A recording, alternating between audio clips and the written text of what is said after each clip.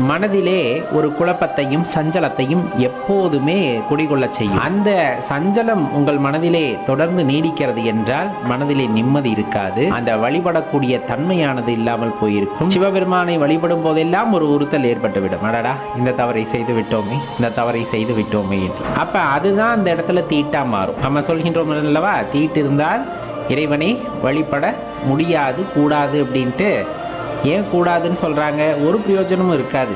மனதிலே இவ்வளவு குறை குற்றங்களை வைத்துக்கொண்டு அவரிடம் நிம்மதியாக சென்று வழிபட முடியாது, தியானத்தில் ஈடுபட முடியாது. இந்த மாதிரி நிறைய விஷயங்களிலே நமக்கு தடைகள் ஏற்படும். அப்போ மனதிலே காம குரோத இந்த மாதிரியான மதமாச்சரிய எண்ணங்கள் எல்லாம் இருக்கிறது. அப்படிங்கும்போது முழுமையாக இறைவனை நம்மால் வழிபட முடிவது இல்லை.